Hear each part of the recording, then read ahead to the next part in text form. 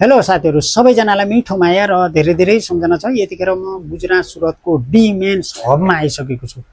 हजुरहरुको कहाँबाट हेर्दै हुनुहुन्छ सबैजनाले यो भिडियो धेरै भन्दा धेरै शेयर गरेर 3 करोड नेपाली दाजुभाइ तथा दिदीबहिनीहरुमा पुर्याइदिनु होला भन्न चाहन्छु।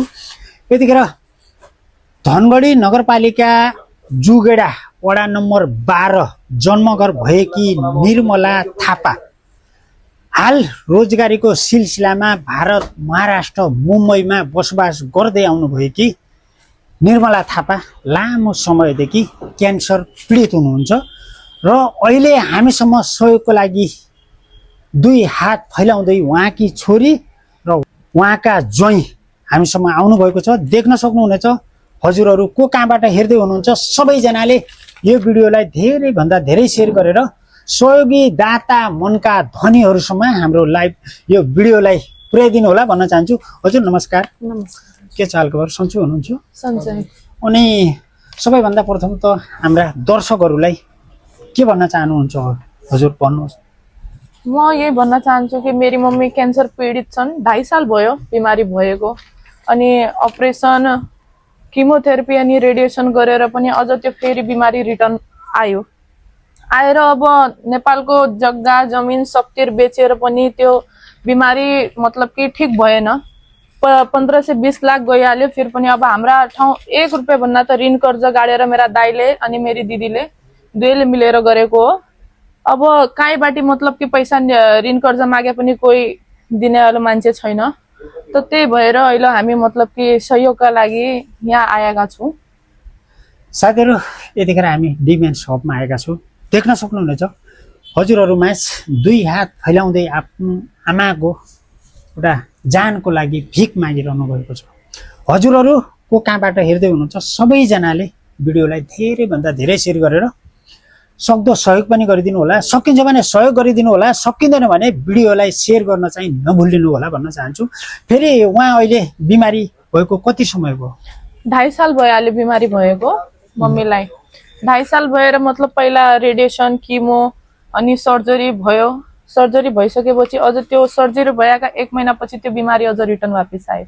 रिटर्न आएर अझ अब घरमै मम्मी बेडमै पडेकी छन्। हस्पिटल लिने पनि पैसा छैन।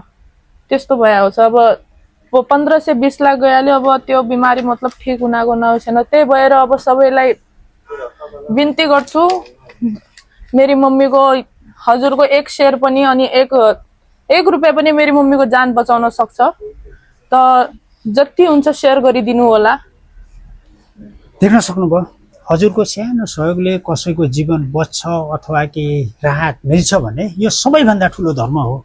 साथीहरु भएर कोही पनि दुई हात फैलाउँदैन, नभइसकेपछि मात्र फैलाउने। लास्टमा एउटा हाम्रो यही हो, हामी नेपालीको सबैको यस्तै हो है। हजुरहरु को कहाँबाट हेर्दै हुनुहुन्छ सबैजनाले यो भिडियोलाई धेरै भन्दा धेरै शेयर गरिदिनु होला। हामीले यो सहयोगको लागि एउटा हजुरहरुमा अपिल मागिरहेका छु। हजुरहरु को कहाँबाट हेर्दै हुनुहुन्छ सबैजनाले यो भिडियोलाई धेरै भन्दा धेरै शेयर गरिदिनु होला र हामीसँग यो अभियानमा विभिन्न ठाउँबाट जोडिनु भएका साथीहरुका सम्पर्क नम्बर र को कहाँबाट जोडिनु भएको छ यो हामी हजुरहरुलाई नेक्स्ट भिडियोमा पक्का पनि जानकारी गराउने छु। हजुरको सानो सहयोगले उहाँको ओठमा र उहाँको अरु दिदी बहिनी भाइहरुको ओठमा केही मुस्कान आउने पक्का छ।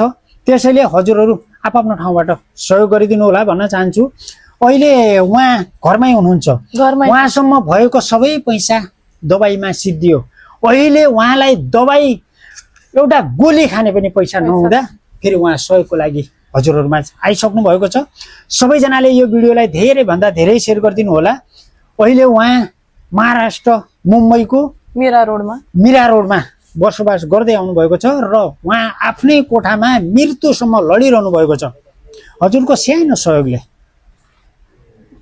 सानो सहयोगले कसैको जीवन बच्छ अथवा केही राहत मिल्छ भने यो सबैभन्दा ठुलो धर्म हो। साथीहरु हजुर एकपटक नास्ता नगर्नुहोस्, एकपटक चिया नपिनुहोस्, तर उहाँलाई सहयोग पक्का गर्नुहोस्।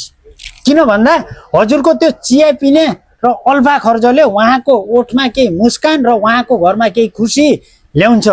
त्यसैले हजुरहरू सकिन्छ भने सहयोग गरिदिनु होला, सकिँदैन भने यो भिडियोलाई धेरै भन्दा धेरै सेयर गरेर हाम्रा सहयोगी दाता मनका धनीहरूसम्म भिडियो पुर्याइदिनु होला भन्न चाहन्छु। भन्छन् नि हजुर भगवान खोज्न मन्दिर धाउन पर्दैन, बिरामीलाई सहयोग गरे भोजन गाउन पर्दैन। त्यसैले हजुरहरू यो भिडियो धेरै भन्दा धेरै सेयर गरिदिनु होला र हामी मङ्गलबारदेखि 21 गतेदेखि यो अभियान हामीले चालु गर्नेछौँ।